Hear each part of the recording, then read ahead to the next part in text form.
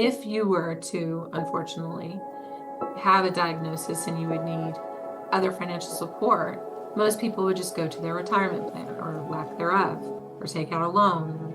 And that's what 50% of the bankruptcies are happening in this country, is because someone got sick. Welcome to today's episode, where we have the privilege of diving into the inspiring journey of an entrepreneur whose dedication to financial empowerment has transformed lives. Join us as we explore the remarkable story of Kristiana, whose vision and leadership have propelled her to success as a published author and financial expert.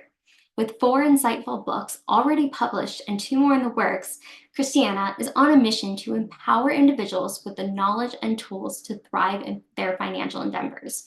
Stay tuned as we dive into her extraordinary journey and gain valuable insights along the way.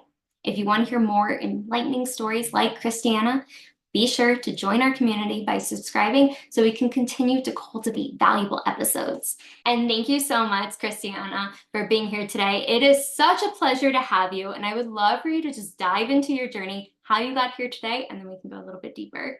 Well, I guess it should start off with when I was in Taos, New Mexico, and there is a place right off of La Plaza, if any of you have ever visited. It's lovely, called Cafe Taza. And they put on open mics on Friday nights. And it was a really great pastime for us kiddos because we didn't have a mall. We didn't have the typical things that most young people get to do. And so I saw the poster with my girlfriend and I said, let's go to that. And we listened to people come up and stand up and read their poetry. And she elbowed me with her bony elbow and said, you need to get up there. And so I said, I don't know, I'm not ready yet. I've been writing most of my life, but what's a 14-year-old gonna bring to the table? And she said, well, let's find out. So she wrote my name and she made me get up there.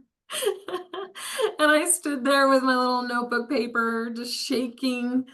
And I read a poem, one of my first ones that I actually was kind of proud of.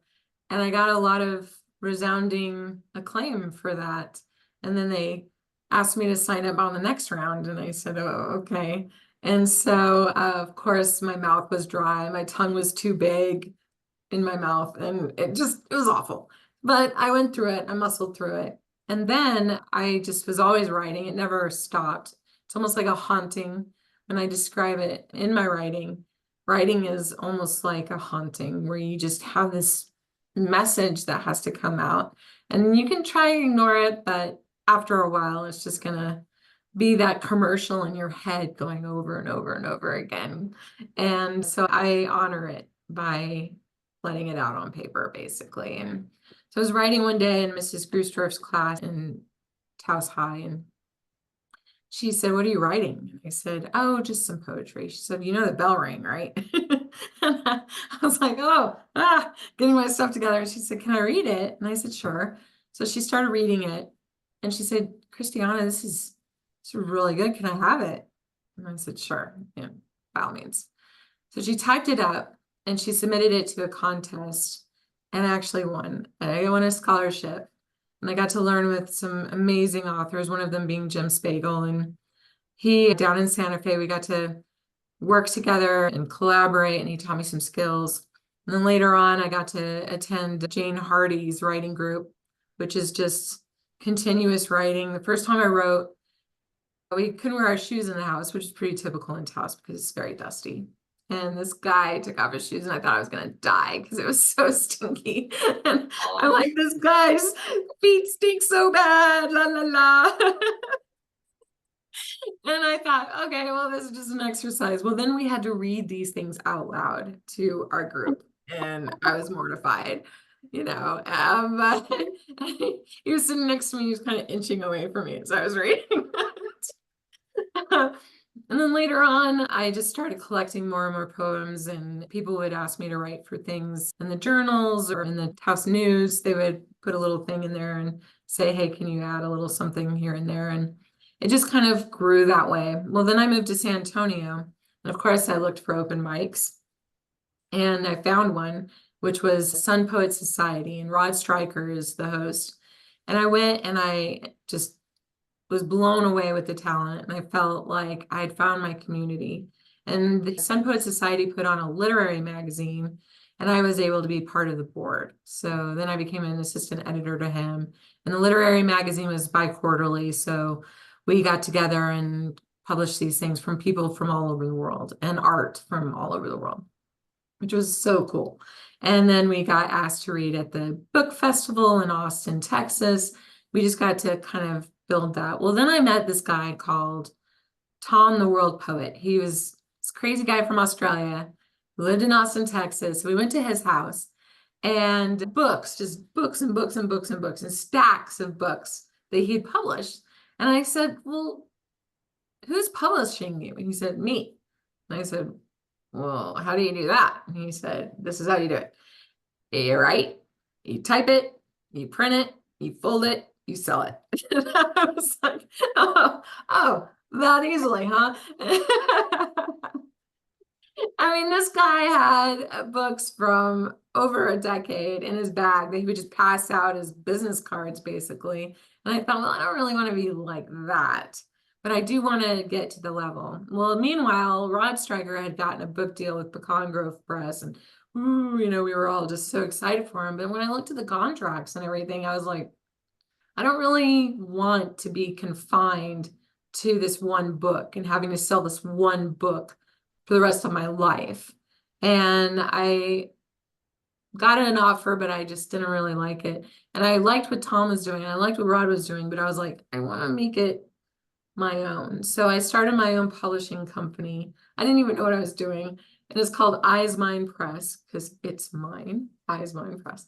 And I started collaborating my work. And of course, I was a perfectionist, and it took way too long to launch my first one. And I got the artwork, and the artist was amazing. His name is Scott Peckus. He's just great. We published him multiple times in the journal. And I was his slave, like anything he wanted. But then he was like, no, I'm your slave. And I'm like, I don't know how to do this. This is collaborating. So anyway, I got my first one done. I used Microsoft Publisher, and I got it done. I went to the printer, got all my babysitting money that I had, and because I was a stay-at-home mom, so I didn't really have my own income. So I went and I printed it up. And then, of course, Rod wanted to do a book launch. I didn't know what that was. So I had this book launch, and I sold all my copies that day. And it was like 100 copies just off the shelves. And I only sold them for $5. And so I took the proceeds from that, socked it away, and started thinking about my next one. Because for me, writing is an evolution of me. So what I wrote 20 years ago doesn't necessarily reflect who I am today. It got me where I am today, but it's not the end all be all. My language changed, my imagery changed, everything started to evolve. And I wanted to chronologically order that in my publications. So the first one is called Follow Your Bliss. Miss Jenkins from Taos High gave me that card as a graduation. It's Joan of Arc on the front. It's Follow Your Bliss. And I was like, Scott, can you do this? So he did. And the second one is Him and Jim, because I had just had my son born and I'd been married. And then the third one is We Three. And it's because I have two boys and my husband, so it was the three. And then I was photographed a sculpture from Africa that my brother gave me, because he travels all over the world and he'll tell you all about it, believe me. But anyway, the sculpture has this man with these two kids, and I thought that was cool. And then my fourth one was really from the heart. It was really when I felt like I'd stepped into my own. And then granted, that was like 17 years later of writing, right? And it's called Dragon Within. I just almost forgot that. There's so many titles. I know. And Dragon Within is when I really came into my own as an author. I really felt like, but to me, it's just poetry, and poetry can just be such a fancy, just a relieving of the pressure, like the valve gets the nozzle off. So having a real project, having something that actually takes time and editing and thoughts and all of that. I mean, I just kind of was a lazy writer, I guess. I just felt like poetry was enough for me. So I wanted to master one before I actually took on another. So, a lot of my writing friends have novels that they've been working on since they were born. and they have all these projects that are never ending for them. But I just never really wanted the magnum opus. I wanted several chapters. Does that make sense? Yes, it does. Yeah. Yeah. It's so incredible what you've been able to accomplish. I don't think you're a lazy writer by any means. I feel like it's being able to really pour your heart and soul into something, and it doesn't have to be grandiose. It can be short and sweet because it's just based off of what you're going through and that evolution that you've experienced in life and through your writing. And I want to go back to even before you started your publishing company, because I didn't know that part. Oh. Which is great, which is great. We're going to talk about that. But I'm curious because a lot of people might want to write a book or have a poetry book or something similar to that, but they want to be a published author. And I'm curious because you had different like examples of what it could be by self-publishing or going with a publisher. You said you didn't like the contract. With some people that are maybe wanting to have a publisher going to for a publishing company, what is the difference between self-publish and being able to work with a publisher from your experience? Right, right. Well, there's some out there, and this is just kind of a Kristiana mama advice. If they're asking you for money, don't do it. Because the only reason why they're asking you for money is so that they can keep pulling you along.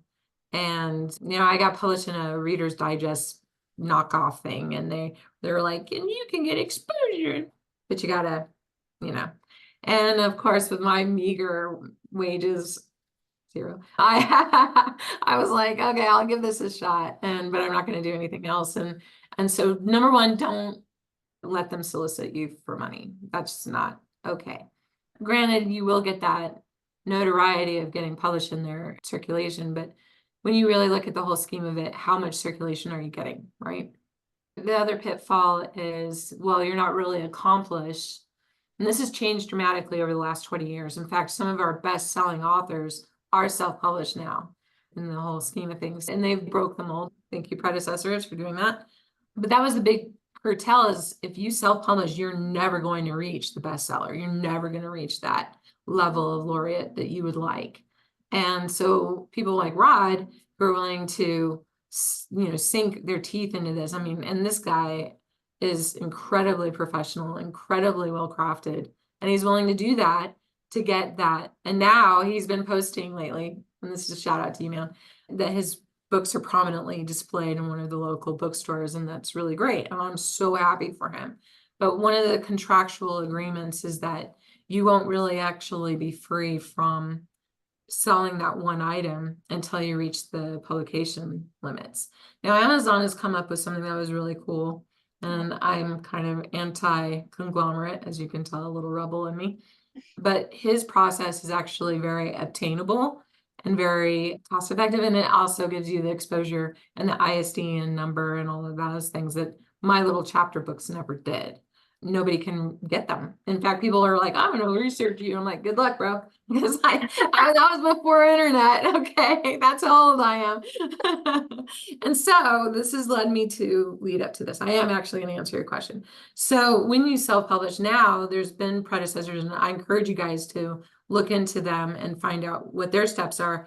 But for me, just registering your book and establishing an ISBN number is not the hardest thing. You just have to go through the Secretary of State and things like that to register it and copyright it. Right. And then, of course, the publication costs, right? So it's almost like now with the Amazon and other publishing companies, it is a good avenue to take. And maybe self-publishing isn't the right fit if you just really want to make sure it's on the shelves and accessible. So there's both of those, because there is a little bit of marketing when you have your book in a massive distributing platform, which is now provided, And so now I'm actually working on my 5th book, which is a greatest hits collection of the 4 that I actually want to salvage. And the new poetry that I have, and it's called The Yellow Umbrella. So I'm kind of at the same crossroads as most people are. I was like, which avenue do I want to take? Do I want it accessible? Do I want it marketable? Or do I just want it for me and that? So I'm kind of leaning over to the big market guy. But I'm still doing my research, to be honest with you. And I encourage people to do that and talk to anybody and everybody. Even if they've only published like the handbook to screwdrivers, talk to them, find out what their process was. And that way you can make a really educated decision.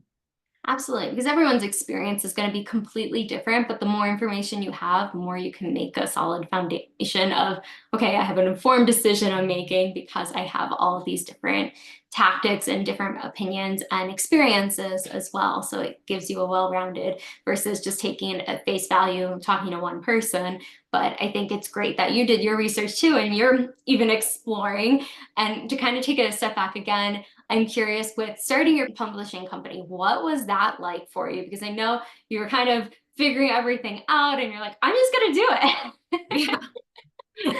Well, I, again, am so fortunate to be in these amazing experiences. I mean, even just meeting you, honestly, I was thinking back at how everything is so serendipitous and perfectly aligned. But I was able to meet with this one lady, and oh gosh, she was such a pro at branding, even before branding was even a thing, okay? Like she had the iron-on t-shirt, she had the cap, she plugged herself like crazy. And we would all just kind of sit back and just like, huh, wow, how did you do that? And so she gave me some advice on just like, just put it out there. Who cares? And I'm like, okay. And now that's the big thing on our social media is like, just get it done, put it out there. It doesn't matter what. So I think for me, it was like number one, coming up with a name. Number two, branding it, making it out there. And so you got to put yourself out there. I mean, we network as our businesses, right? Well, same thing with writing. You've got to be at every open mic, every slam contest. Just make sure you put on your armor for that one. And then, every single festival and la la la, anything you say yes and you do it and you plug, plug, plug. And now it's so great because you can have all of this social media and you can have all these other things. But back in the day when MySpace was just budding, you can imagine how limiting that was. So when I would say, hey, here, I got my book here, Eyes Mine Press put it on. Whose Eyes Mine? Well, it's mine. And they'd say, well, can you help me? So I actually helped other people get their works written and published and then distributed. And I didn't want any of the proceeds. I just wanted to be able to put my label on them. And they're like, that's fine. Free 99, I'll take it. So I helped one author make a CD, and she did really well for herself. She actually got kind of a speaking gig on a radio show from it. So, I mean, that's kind of neat, but it was just basically coming up with a name, ripping off the Band-Aid and plugging it, and then enforcing it. And that's the same with anything that you want people to be exposed to, right? Absolutely. And it's that evolution, right? When you first started and where you are today. But I think that's just how life is because new experiences bring new opportunities. And as you are putting together your fifth book now, I know you don't just write, you also work in the financial sector. And I think it's so important to highlight women in finance because there's not as many of us as I would like to see talking about it. There's a lot, but I feel like they're hiding under rocks. It's like, come out, let's talk about it. So I'd love to learn a little bit more of what that's looked like for you going from writing to now in the financial world. Well, you're in both, but. Absolutely. So I moved to Colorado from Austin, Texas. I was a kindergarten teacher for 10 years and I loved it. I actually was kind of good at it. It was really fun. And I was plugging along, but I honestly thought that I had two options for my retirement plan. A van by the river. I mean, that's really known here. It is known here. Or just die in the classroom. Just be that old lady. Back in my day, we used to use Zoom, that lady that would sub for me sometimes. And I'm just like, oh, please kill me now. And so, but I was fine with either one of those because I was doing what I loved. I was being a part of the community, I was still able to write, was still able to do the things that I love to do. And I had some security, A lot of people say teachers don't get paid enough. Well, but we also had really good benefits. And I lived below my means. Even in Austin, Texas, as a single mom, I lived below my means and we were okay. But one day my ex-husband went to sleep and didn't wake up. And he was only 59. And we discovered him, had to go through the EMS coming, go through probate, through all of that. And of course, I made him have a life insurance plan, but it was the old kind of life insurance, which is just death benefit only. But that was great because that actually gave us kind of an umbrella for the first time in our lives. So we paid off student loans, we bought a car, we deciphered where we were going to do, and then we were looking to buy a home. And at that time, the market was, still is, but it's really insane. And I just wasn't feeling that trigger. I had a realtor showing me a couple homes, and something in my heart was just saying, no, this is not. And of course, everything just fell apart. They were being picked up, all that. So then the boys and I sat down. I have two boys, 21 and 23, and they're my babies and we're best friends. And I said, guys, I don't know if I really want to live here anymore. And they said, us too. We just weren't sure how to tell you. And so that was a good one.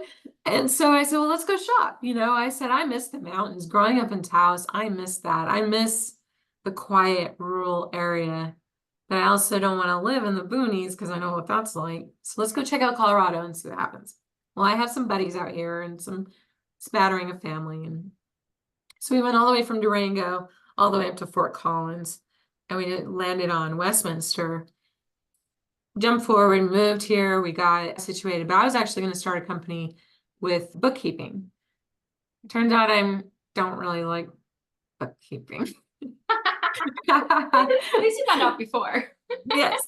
Yes, me and QuickBooks are anyway. So I was already in networking, I was already getting clients, I was already freaking out because I didn't know what I was doing, because the academy I signed on to wasn't really fostering that. So I went to this networking group and I met someone from Five Rings Financial, and Eric Harvey, I love you, bro, invited the boys and I to one of our Money 101 workshops. And we were blown away. I sat in the front seat, had my little journal, I was writing everything down. And I had also, just a little test, brought Tony Robbins' money game, set it on the table. And I was like, I want this. And Trevor Jackson, our executive vice president, was like, that's what we do. And I said, I'm in. Today's episode is sponsored by the Start Here Conference. Hey there, fabulous folks. Welcome to the Start Here Conference, where the fun begins and success stories unfold. Yep, you heard it right. We're here to kickstart your journey with a big dose of energy and a sprinkle of magic. Picture this, a place where inspiration flows, connections bloom, and dreams take flight. At Start Here, we're all about keeping it real and having a blast while doing it. No stuffy suits or boring speeches here, just good vibes and endless possibilities. So whether you're a seasoned entrepreneur or just dipping your toes in the water, there's something here for everyone. From incredible breakout sessions to a dance party that'll have you jumping out your seats and showing us your best moves, this event will have it all. And hey, did we mention the food? Delicious bites and refreshing drinks to keep you fueled up and ready to conquer the world. So what are you waiting for? Grab your ticket, bring your sparkle, let's make some magic happen at the Start Here Conference. And now back to the show. So we sat down with Eric after the meeting. We were just so giddy, and we figured out what we were wanting to do. We wanted to make sure that we preserved what was left of the inheritance and make sure that it was secured and it was never going to lose money, and it was still going to gain, but it wasn't going to lose. And I thought, this is just magic. How do people not know about this? And I was able to roll over my shrinking pension because I lost 20K in 2018. That's fun. And I was able to roll that over into something that was secure, that would never lose money, and would just grow, and I could actually retire with dignity. So I had more options. And if that isn't a calling to make people aware that there are options for you, and you don't have to have a big stack of cash, you can actually get started with minimal payments a month. And compounding interest is one of the greatest discoveries of the world. And some smart guy named Einstein came up with a quote about that. But, compounding interest can really benefit you. So then I was a client and I was so excited and I was telling everyone about it. And Eric's like, I could pay you to tell people about this. And I thought, that's cool. Let's do that. But as I got more and more into the culture of the company, these people genuinely care about you. I had this high person CEO come and hug me and ask me, how my boys were doing. They knew my boys. He he knew my name. And it's like a family. And our home office is in Littleton. I didn't realize how spoiled I was that I have him. Anyway, so that's where I got into the financial industry, is because I realized that most women, most people in middle America do not know what options they have. It's so valuable what you're saying, because I think it is just good to know what your options are, because if you don't know, you don't know. And it goes back to the information, just even with writing, being able to know, okay, talking to different people, knowing what's out there, because there's a lot of information out there, but what do you actually absorb and what does make sense for you and your financial well-being, basically. Because at the end of the day, it's your money, and where do you want it to go? How does it function? How does it work for you versus against you? And I'm really curious, because when it comes to the financial world, there are a lot of unknowns and there are a lot of stats about things. But what do you think is one of the biggest misconceptions when it comes to like financial well-being? That it's unobtainable. Mm. That's what rich people do. And I think people to have a very unhealthy, I know I did, have a very unhealthy relationship with money. And I grew up, my father was a professional, and we should have been living really well, but we were dirt poor. And it was so ironic that this incredible veterinarian could make so much money and us just struggle so hard. And I really think that it was generational. I really do.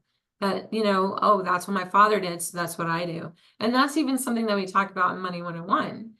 You know, I'm going to do what my parents did. I'm going to put it in the bank, or I'm going to put it in the market. And so in order for you to actually break that generational continuance, if it's successful, keep doing it by all means. But a lot of us are not successful. A lot of us are not millionaires, right? So being able to set up ourselves in conjunction with what the wealthy people do, that's available to middle America, that's pretty incredible. And that's why I feel like a crusader. I get jiggity about it. Sometimes you can put your hand up and say, stop talking. No, I love it. I think it's just, I'm glad you brought up the generational aspect, because it's also, especially when you go to school, you get a job and you think you're going to have a retirement. And I'm from a family of former educators. They're retired now, my parents, but what teachers make, it's disgusting, to be quite honest, especially in Florida. I mean, I don't know about Colorado because I don't know too many teachers, but I don't think it's much better.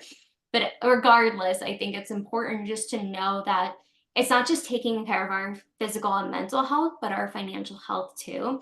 And that's why I think it's so important what you are doing and educating. I mean, that's what I do with Solar. We educate people, we talk about it, and they don't want it. Cool. At least now they have the right information so they can make an informed decision on what they want to do with their home, because that's their like sanctuary. Same with their money. That's what's going to help them survive.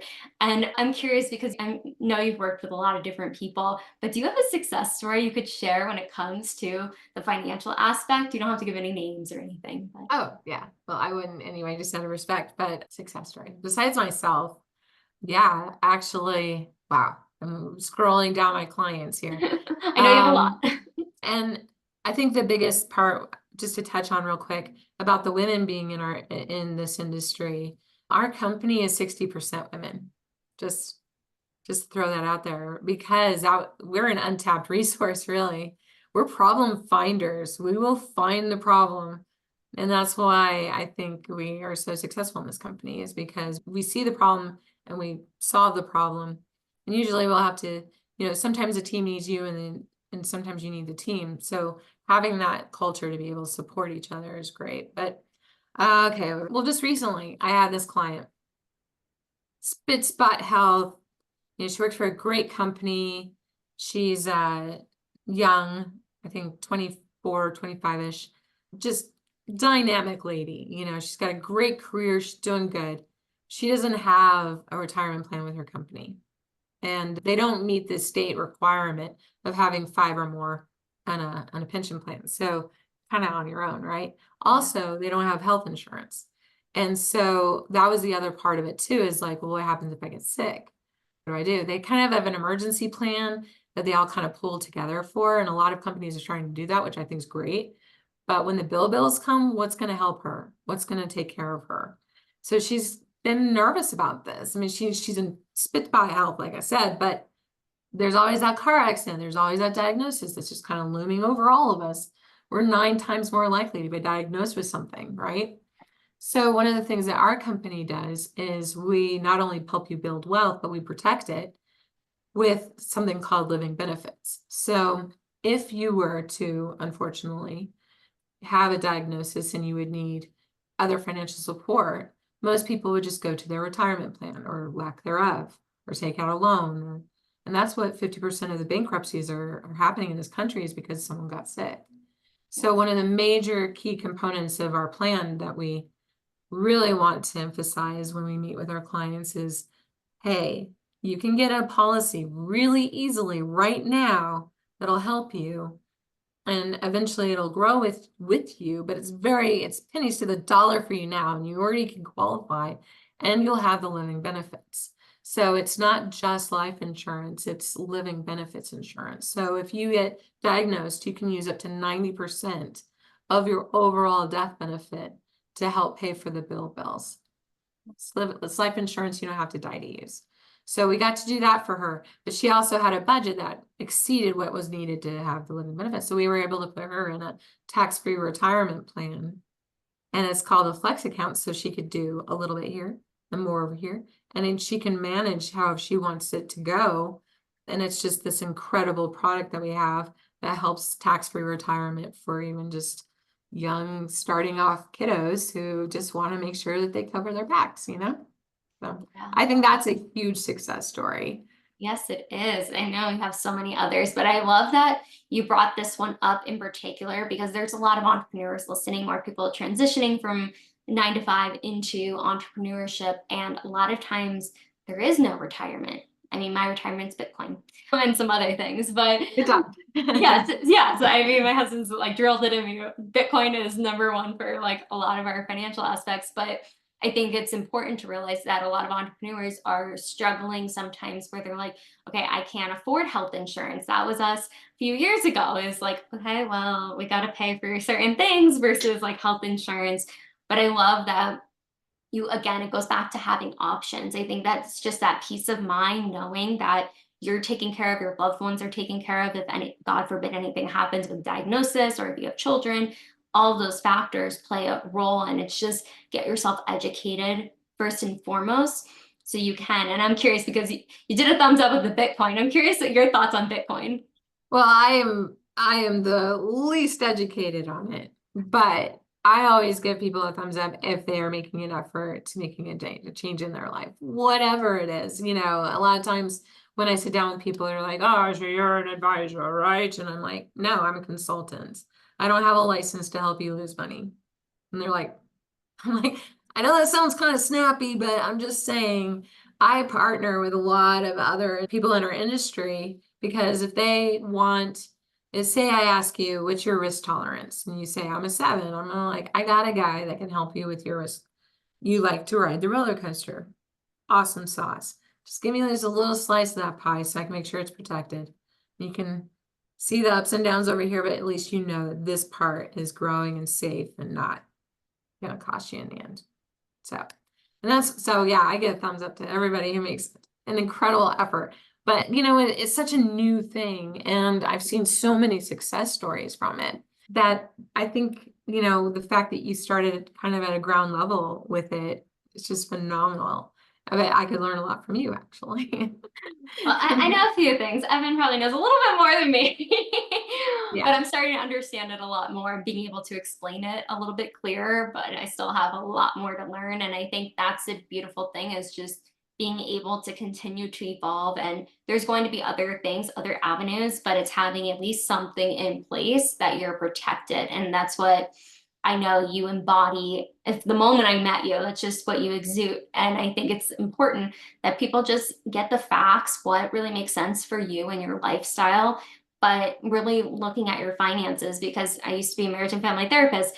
And a lot of times, outside of like other issues outside of communication, financial was one of the main reasons people got divorced or were in my office. because just people weren't communicating about the finances or having something in place. So why not remove that barrier, have the conversation? And I love that it's 60% female based as well, the company, because I think that's just a testament to continuing to learn, because a lot of like generations prior, women weren't really even, I think, what was it? I heard the other day, it was like, I think in 1978 was the first time a woman could have a credit card. I could get the date wrong, but I was like, what? Which is crazy because my mom was like in college or right out of college, I think, at that time. And I'm like, oh my God, that's just nuts to me. So I think we've come a long way, and we're going to continue to go a long way, I think, because more women are becoming the breadwinners in their families, being able to control the finances, even as an independent woman as well, but just having the facts of it all. I love that. I love that. That's exactly right. I mean, I know that that's one of the reasons why my marriage failed. We had totally differing views on money. Turns out I married my father. He had no idea. It happens. Oh, you think you go all the way around and you end up right back where you were. But that was a big thing. You know, I did the Dave Ramsey thing and we had our envelopes, you know, and I was like, yay, we have a plan. And he's like, I hate this. And I'm like, and so it caused a lot of friction in our life, for sure, for sure. When he died, he had $16 in his account before he got paid. So clearly paycheck to paycheck. And that was just so hard for me. I was just so insecure. So I need some stability, you know.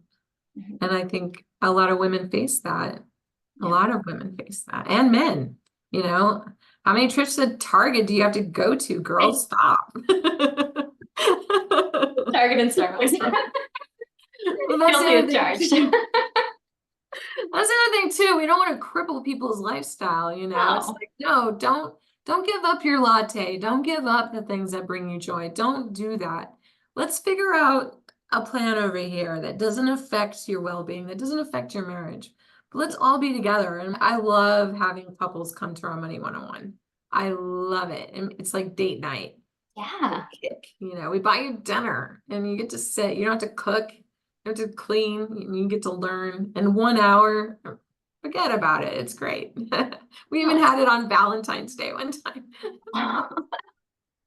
Perfect timing. It was great. Rekindled the love. Financial aspects too.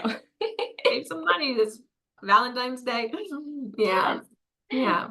I think that's important, and continuing to have these conversations is what it's about, because the more we know, we can make those decisions that are going to help for the long haul, but also for the greater good of relationships and just your relationship first and foremost with money, because that's that first relationship, your relationship with yourself and how it impacts everything around you, because that's going to impact your mood and your emotions and the choices you make and everything else based off of your financial aspects.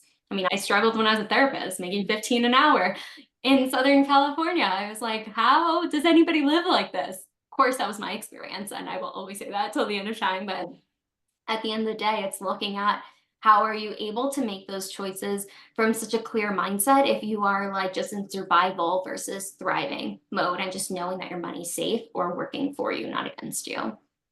Exactly. Couldn't have said it better. You know, and I think one of the ways that we foster our women in our family, in our company. It's one of the same family. It's a family. It is a family. We have Wine Women in Wealth too. And Wine Women in Wealth, it's a trademarked group event now. And it's free networking, and we have wine, and women get together and they build things. They just do, because we just collaborate. So in fact, we're having one tonight. And it's exciting, you know, we get to get sponsored. We have sponsors for food and wine, and they get to talk about their business. And last month we had panelists from male-dominated industries like automotive repair, construction, a brewery owner, and there's one more. Oh, was there a solar one? There should have been. Yeah, I love that though. But they got to sit and we got to ask them questions and learn about their journey and how difficult it was, you know, and yeah, and so being able to really expose how successful we can be when we pull together and support each other is, I think, the success that we have in our company. I love it. I feel it. Every time you talk, I feel it.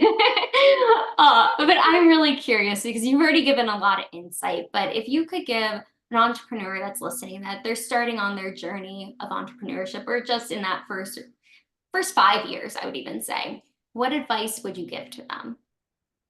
Don't stop believing. Don't stop believing. Oh gosh. Sorry. My heart is really big and it's right next to my eyes, so it leaks. I'm sorry. Ugh. Oh, Okay. I love that saying. My students always used to ask, Miss Karlin, are you okay? I'm like, I'm just super happy, okay? But don't stop believing. I mean, every day, especially when I was first getting started as a writer and as an entrepreneur, especially in this industry, it's scary and it's uncomfortable. And if it was safe and comfortable, then everybody would be successful, right? And I just had a great meeting this morning. We're accountability partners in our company. So we meet once a week and we talk about things. And I said, you know, there's no accident that Mike Wilk, the CEO, he has Don't Stop Believing from Journey Play at the end of all our trainings. Don't stop believing. Don't stop believing in yourself. Don't stop believing in your craft. Don't stop believing in your purpose. Don't stop believing in your higher being, your higher purpose. Don't stop believing. Just don't.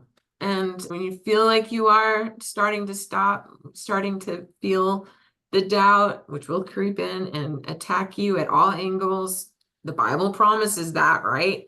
The enemy comes to steal, kill, and destroy. I mean, it's all over in all religions that there's some other force that's trying to pull you back and keep you in that safe, comfortable spot, right?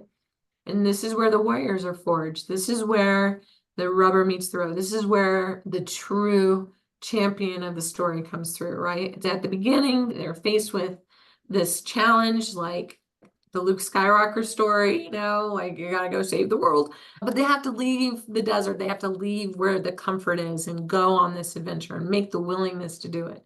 And all through it, you're going to be challenged in who you are and what you're capable of and who loves you and who supports you and all of that. You just have to really just don't have anything but unwavering faith and belief. Oof. Just in all the feels, because it's so true. Like it's easy to doubt yourself, the uncertainty, the ups, downs. We call it the solar coaster that we're on. And it's real. But I feel like it's an emotional roller coaster. Just anything that you're starting, even if it's a new job or you have to take a side job in order to fund your dream of what you're trying to build or focus on building and doing, not even trying, but doing. But at the end of the day, it goes back to not giving up on yourself and just knowing that you are more than capable of doing it if your heart is on it. Look how much you've accomplished, and you could have given up. You could have just wrote one poetry book and been like, I'm done, no more. But now you're on 5, which is crazy. And I cannot wait to read it and everyone else to read it. But I think it's just that accumulation of how we evolve. And I think that's been the thread throughout this whole conversation, is just continue to allow yourself to evolve, be flexible and adaptable. I'm talking to myself directly. Exactly. I'm a born perfectionist. That's what all these post-it notes are. They're like, don't stop. But yeah. Yes, I have one like, don't give up. It's all over my screen, my vision board. I love it. That's what Yeah. it's Well, about. but I am writing another book. It's a nonfiction book. Yes, yes. Yeah, I totally forgot you mentioned this. So this is where I really think maybe we should revisit, and I can tell you that process, but it's called Be the Bravest Person You Know.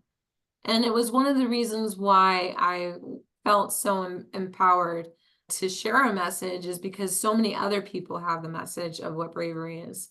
And so I started interviewing people for it. And because I wanted to know what bravery really meant, because I was not feeling it. Just like you said, I was going through that doubt. And I thought, well, if I talk to enough people and find out what bravery really is, maybe I can emulate it in my life. And so that's the next book that's kind of going sideways with parallel with the other book. But yeah, I mean, it's incredible what people have to overcome, and yet they do. And yet they do. And the only way that you fail is if you quit, right? Yeah. It's simple as that. I mean, easier said than done, of course, but I think the biggest part is taking those steps. And I do a lot of trainings for the California prison system for therapists and supervisors. And one of the things is just really looking at, okay, what is that goal for somebody to achieve? And, there's a lot of hurdles they've had to overcome. And it's the smallest step is the biggest milestone for them to have that motivation to keep going and not giving up, because you're going to get knocked down. You got to believe you're going to get knocked down. However, it's what you do when you get back up. Like, do you get back up? And that's been the story of your resilience, knowing you now as well, and just what you shared, the ins and outs a little bit, but knowing it's getting up.